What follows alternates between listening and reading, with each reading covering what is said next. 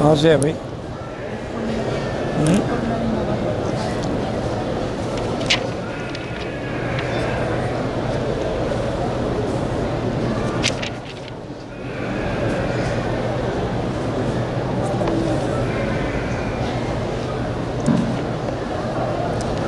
موضوع درس سے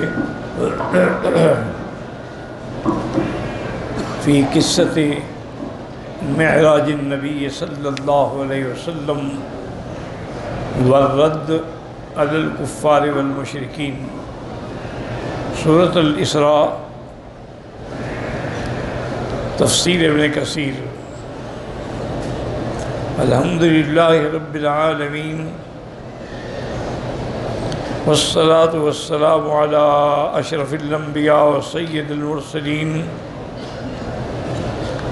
سیدنا محمد وعلی آلہ واصحابہ اجمعین۔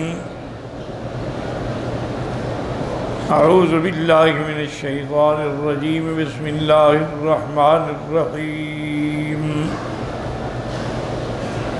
وَإِذْ قُلْنَا لَكَ إِنَّ رَبَّكَ أَحَاطَ بِالنَّاسِ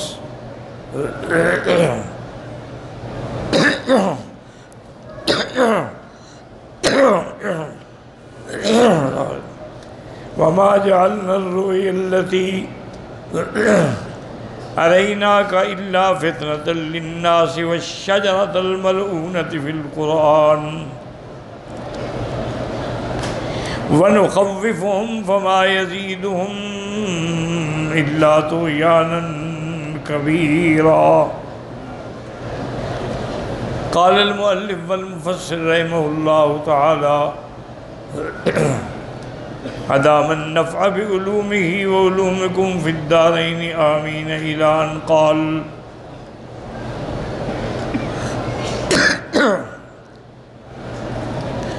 يقول تعالى لرسوله صلى الله عليه وسلم محرضا له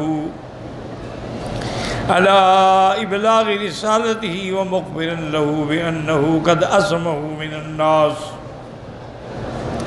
فإنه هو القادر عليهم وهم في قبضته وتحت قهره وغلبته۔ اللہ تعالیٰ نے ان آیات مبارکہ میں حضور صلی اللہ علیہ وسلم کو تیار فرمایا کہ آپ جو اللہ کا پیغام ہے وہ پہنچاتے ہیں۔ جہاں تک لوگوں کا تعلق ہے ان سے اللہ نے آپ کی حفاظت کی ہے، کوئی آپ کو نقصان نہیں پہنچا سکتا۔ اصل وجہ اس کی کیا تھی یاد رکھیں کہ جب بھی قوموں نے معجزات دیکھے ہیں نا اور پھر ان کا انکار کیا ہے تو اللہ کے عذاب نے پکڑ لیا۔ جیسے قوم سمود نے خود معجزہ مانگا کہ اس پہاڑی سے اگر اونٹنی نکل آئے اور وہ گابن بھی ہو تو ہم ایمان لے آئیں گے۔ سیدنا صالح علیہ السلام نے اللہ سے دعا کی کہ یا اللہ میری قوم یہ مطالبہ کا ہو سکتا ہے مسلمان ہو جائیں۔ اللہ نے فرمایا کہ صالح علیہ السلام میں تو معجزہ آپ کو دے دیتا ہوں کہ میرے لیے کیا مشکل ہے، لیکن اس کے بعد اگر قوم نے تکذیب کی نا تو پھر ان پر ایسا عذاب آئے گا کہ ان کی بیج بھی باقی نہیں بچے۔ لیکن قوم اڑی رہی کہ نہیں جی ہم ایمان لے آئیں گے۔ جب اللہ کے حکم سے وہ معجزہ ظاہر ہو گیا، اونٹنی ظاہر ہو گئی، تو حضرت صالح علیہ السلام نے ان کو سمجھایا کہ ھذہ ناقۃ اللہ، ویسے تو ہر اونٹنی اللہ کی ہے نا، لیکن یہ اللہ کے حکم سے پیدا ہوئی ہے نا، یہ کسی اونٹنی کے پیٹ میں تو نہیں تھی، یہ تو پتھر سے نکلی ہے، اور یہ اللہ کی قدرت کی نشانی ہے۔ اب نظام یہ ہے کہ لہا شرب ولکم شرب یوم معلوم، ایک دن وہ پانی پیے گی، تم لوگ اس کا دودھ پیتے رہنا،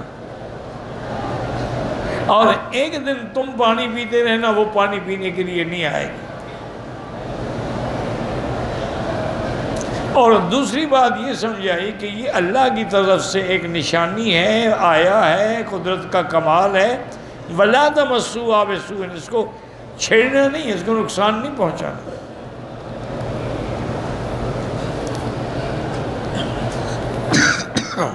اگر تم چھیڑو گے تو پھر اللہ کا عذاب پکڑ لے۔ چند دن تو بڑے خوش رہے قوم کہ جی سارا دن ہمیں دودھ ملتا ہے، اور ساری بستی والوں کو ملتا ہے، اتنا دودھ دیتی تھی وہ۔ چند دنوں کے بعد کہنے لگے بھئی یہ بڑا مسئلہ ہے کہ ہم ایک دن پانی پیئیں ہی نہ۔ حالانکہ یہ بھی بہانہ تھا، پانی بھر کے رکھ لو، لیکن مقصد تو اعتراض تھا نا۔ جب آدمی نے اعتراض کرنا ہو نا جی، پھر تو کسی شکل میں بھی کر سکتا ہے۔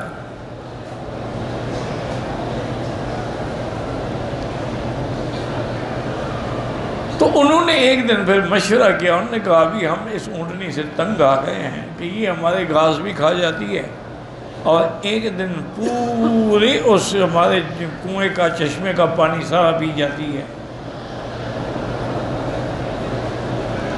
ایسا کرتے ہیں کہ اس اونٹنی کو ہم قتل کر دیتے، مار دیتے۔ انہوں نے مشورہ کیا، اور ان میں سے ایک ان کا آدمی تھا جو بڑا بہادر تھا، بڑا شقی بھی تھا، قدار ابن سالف اس کا نام تھا۔ اس کو بلایا اور کہا کہ بھی اونٹنی نے ہمیں تنگ کر دیا ہے، اس سے ہماری جان چھڑاؤ۔ انہوں نے کہا ٹھیک ہے۔ تو وہ اپنے چند آدمیوں کو لے کر اونٹنی کے راستے میں بیٹھ گیا۔ جب اونٹنی وہاں سے گزری تو اس ظالم نے تلوار سے اونٹنی کی کونچیں جو تھیں نا وہ کاٹ ڈالی۔ ایک تو اونٹنی گر گئی، اور دوسرا اونٹنی اتنی بلند آواز نکالی کہ حضرت صالح نے سنا، وہ بھی گھبرا گئے، وہ آئے، انہوں نے کہا یہ کیا کیا تم لوگوں نے؟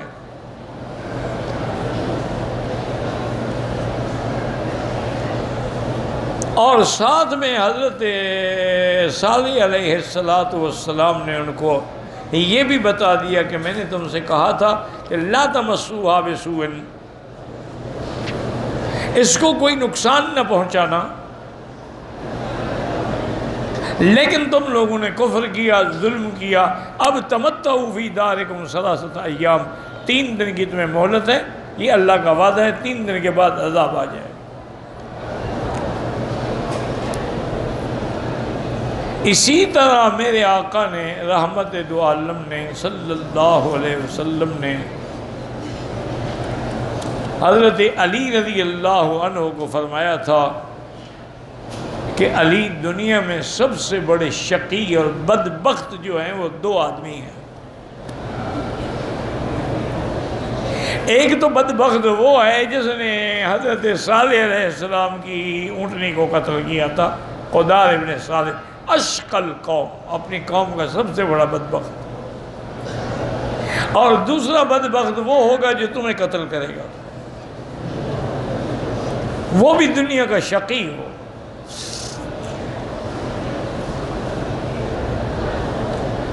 اب 3 دن کی جب مہلت دی تھی، اب جب جیسے ہی 3 دن پورے ہوئے تو اللہ کے عذاب نے پکڑ لیا۔ اس لیے اللہ نے فرمایا کہ میرے محبوب آپ کے معجزے پر بھی یہ لوگ اعتراض کرتے ہیں، بہانے بناتے ہیں، قصے کہانیاں کرتے ہیں، یہ بھی ہماری طرف سے آزمائش تھی۔ آپ ان کی کسی قسم کی مخالفت کا فکر نہ کریں۔ ایک دوسرا اس میں ایک لفظ ہے کہ وَمَا جَعَلْنَا الرُّؤْيَا الَّتِي أَرَيْنَاكَ، اس وجہ سے بعض لوگوں نے کہا کہ معراج روحانی ہے، معراج جسمانی نہیں، کہ قرآن میں بھی لفظ رویا ہے، رویا تو خواب کو کہتے ہیں، لیکن یاد رکھیں کہ جمہور امت کا یہ عقیدہ ہے کہ میرے مدنی کا معراج جو ہے وہ جسمانی ہے۔ آپ اپنے جسد مبارک کے ساتھ مسجد اقصی بھی تشریف لے گئے اور آسمانوں پر بھی تشریف لے گئے۔ تمام جمہور امت کی یہی رائے ہے، جمہور صحابہ کی بھی یہی رائے ہے کہ یہ خواب نہیں تھا، یہ حقیقت تھی۔ ایک تو لفظ عبد قرآن میں موجود ہے جو دلالت کرتا ہے عبد کا اطلاق کبھی روح پہ نہیں ہوتا، روح مال جسد پہ ہوتا۔ پورے قرآن میں آپ دیکھ لیں عبد کا اطلاق وَعِبَادُ الرَّحْمَنِ الَّذِينَ يَمْشُونَ عَلَى الْأَرْضِ هَوْنًا،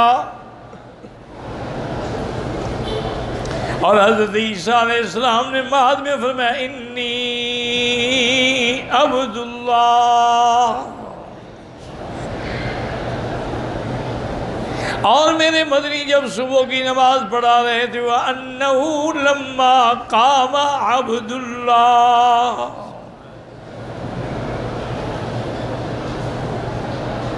تو لفظ عبد کا اطلاق کبھی روح پر نہیں ہوتا، یاد رکھو۔ اس کا اطلاق ہوتا ہی روح مع الجسد پہ ہے۔ تو ایک تو لفظ رؤیا جو آ گیا یہ قرآن پاک کا ایک انداز ہے کہ میرے پروردگار عالم کبھی کبھی ایسے کلمات استعمال کرتے ہیں جو متشابہات میں ہوتے ہیں کہ اب مومن تو دوسری آیتوں کو سامنے رکھ کے مانتے ہیں، اور جن کے دلوں میں کھوٹ ہوتا ہے وہ اس سے پھر نعوذ باللہ راستے سے ہٹ جاتے ہیں۔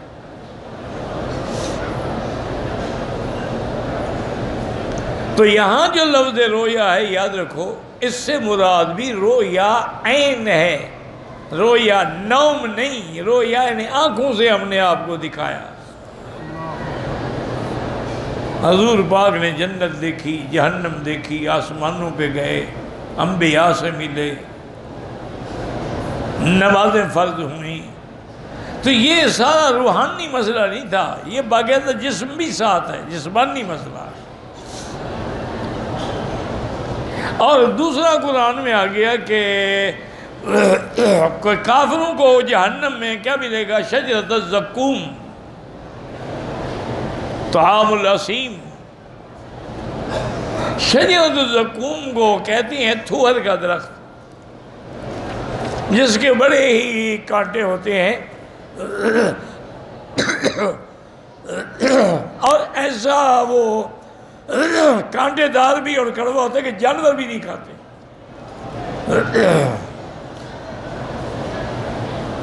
جب یہ لفظ آیا تو اب ابو جہل نے کہا اچھا یہ ہمیں زقوم سے ڈراتے ہیں۔ زقوم تو کہتے ہیں کہ مکھن اور شہد کو ملا لیا جائے، یہ زقوم ہے بطور طنز۔ اس لیے اس نے اپنی نکرانی کو جب مہمان آتے کہتے زکمینی، وہ زقوم لے کے آؤ، تو وہ مکھن اور شہد لے کے آتی ناشتے میں۔ کہنے لگے عجیب بات ہے، حضور فرماتے ہیں کہ جہنم میں درخت ہوگا۔ جہنم میں کیسے درخت ہوگا؟ جہنم تو آگ ہے، آگ میں کیسے کوئی درخت ہو سکتا ہے؟ اس جاہل کو، ملعون کو یہ پتہ نہیں تھا کہ اللہ جو چاہیں کر دیں، اللہ چاہیں تو سبز درخت میں آگ پیدا کر دیں، اور اللہ چاہیں تو جہنم میں درخت پیدا کریں جس کی غذا ہی آگ ہو۔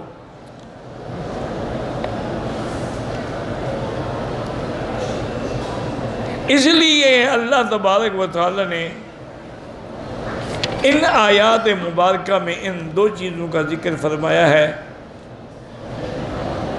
اور کافروں کو اللہ نے ڈرایا عذاب سے، لیکن وہ بجائے ایمان لانے کے اور بھٹکتے گئے۔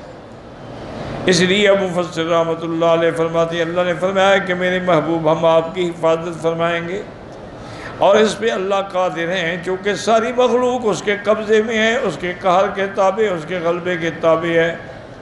قال مجاہد بین الحسن و قتادہ وغیرہ فی قلنا لک ان ربک احاط بالناس عَصَمَكَ مِنْهُمْ، اللہ آپ کو ان سے محفوظ رکھیں گے، آپ کی حفاظت فرمائیں گے۔ وَمَا جَعَلْنَا الرُّؤْيَا الَّتِي أَرَيْنَاكَ إِلَّا فِتْنَةً لِلنَّاسِ، فتنہ کا معنی ہوتا ہے، یاد رکھیں، امتحان، آزمائش۔ جیسے اللہ نے فرمایا انما اموالکم و اولادکم فتنہ، تمہارے مال اور تمہاری اولاد جو ہے یہ بھی تمہارے لیے آزمائش۔ اسی طرح اللہ نے فرمایا قد فتنا سلیمان، ہم نے حضرت سلیمان کو آزمائش میں ڈالا۔ تو اس لیے اللہ پاک نے فرمایا کہ یہ ہم نے جو آپ کو ما جعلنا الرؤیا التي أريناك إلا فتنة للناس۔ قال البخاری قال سفیان عن اکرمۃ عن عباس وما جعلنا الرؤيا التي أريناك إلا فتنة للناس قال هي رؤيا عین، اور یا رسول اللہ یہ رویا آنکھوں کے ساتھ تھا جو حضور نے دیکھا لیلۃ اسری بہ، جب آپ کو اسراء اور معراج ہوا۔ والشجرۃ الملعونۃ فی القرآن، جس کا قرآن میں ذکر ہے وہ کون سا درخت ہے؟ شجرۃ الزقوم۔ وقضى رواه احمد الرزاق وغيره من النبي وقضى رواه في ابن عباس وهكذا فسر ذلك بليلة الإسراء مجاہد وسعید بن جبیر والحسن ومسروق ابراہیم وقتادہ وعبد الرحمن زید وغيره وقد تقدم احاديث الإسراء في اول سورة مستقصات وللہ الحمد والمنہ۔ اب مفسر فرماتے ہیں کہ اسراء کے بارے میں نے بڑی مفصل حدیثیں ذکر کر دی ہیں ابتدا صورت میں۔ وَتَقَدَّمَ أَنَّ نَاسًا رَجَعُوا عَنْ دِينِهِمْ بَعْدَمَا كَانُوا عَلَى الْحَقِّ، بعض لوگ جو ہیں یہ معراج کا قصہ سن کے نعوذ باللہ حق پر تھے لیکن حق چھوڑ کے دین چھوڑ دیا۔ لِأَنَّهُ لَمْ تَحْمَلْ قُلُوبُهُمْ وَعُقُولُهُمْ ذَلِكَ، وہ کہتے ہیں ہمارے دلوں میں، ہمارے عقل میں یہ بات نہیں آ سکتی کہ ایک رات میں حضور نے یہ سارے سفر طے فرما لیے ہیں۔ فَقَذَّبُوا بِمَا لَمْ يُحِيطُوا بِهِ بِعِلْمِهِ، جو چیز ان کے علم میں نہ آئی تو وہ تکذیب کر بیٹھے۔ وَجَعَلَ اللَّهُ ذَلِكَ ثَبَاتًا يَقِينًا لِآخَرِينَ، اور صحیح مومنوں کے لیے اللہ نے اس معجزے کو اور یقین کا ذریعہ بنا دیا۔ وَلِهَذَا قَالَ إِلَّا فِتْنَةً اختبارًا وَامْتِحَانًا، یہ اختبار ہے، امتحان۔ وَأَمَّا الشَّجَرَةُ الْمَلْعُونَةُ فَهِيَ شَجَرَةُ الزَّقُّومِ، لما اخبرهم رسول اللہ صلی اللہ علیہ وسلم انہ رأى الجنت والنار، آپ نے جب بتایا کہ میں نے معراج والی رات جنت بھی دیکھی جہنم بھی دیکھی،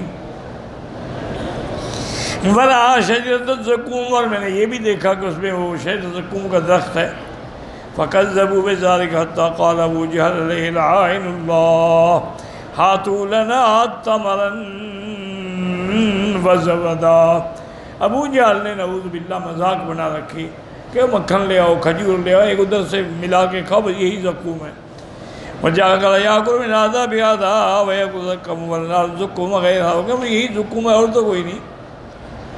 حقادہ انباس مسروق ابو مالک والحسن البصری وغیر واحد وكل من قال إن عليه الإسراء فسره كذلك شجرة الزقوم، وقيل المراد بالشجرة الملعونة بنو أمية، اس درخت سے مراد بنو أمية، یہ غلط ہے۔ وقال يحدثت عن محمد بن الزبالة قالت من عبد المحيم بن عباس بن سعد بن سعد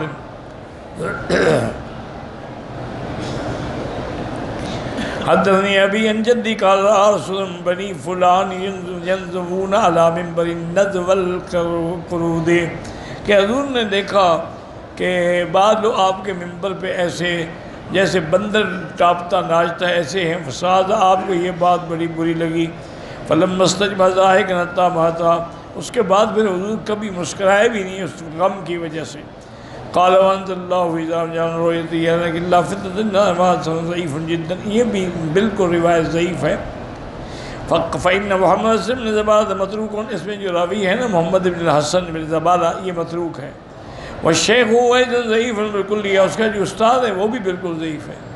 ولہذا اختار بذلك ليلة الإسراء وأن الشجرة الملعونة هي الشجرة الزقوم. انہوں نے کہا کہ لیلۃ الاسراء اور یہ اس سے مراد شجرۃ الزقوم ہے. قال اجماع الحجة من اہل التاویل على ذلك في الرؤيا والشجرات، چونکہ تمام اہل حق کا اجماع ہے. وَنُخَوِّفُهُمْ الْكُفَّارَ بِالْوَعِيدِ وَالْعَذَابِ وَالنَّكَالِ، اللہ کافروں کو ڈراتے ہیں لیکن یہ بدبخت اور زیادہ بھاگتے ہیں. وَمَا يَزِيدُهُمْ إِلَّا طُغْيَانًا كَبِيرًا اعتماديًا فِيمَا هُمْ فِيهِ وَكُفْرٍ وَذَلِكَ مِنْ خُذْلَانِ اللَّهِ لَهُمْ، بجائے ہدایت پکڑنے کے یہ اور زیادہ نعوذ باللہ بھاگتے ہیں. اصل میں ہدایت اللہ کے ہاتھ میں ہے، جس کو چاہے ہدایت عطا فرمائے. واللہ اعلم.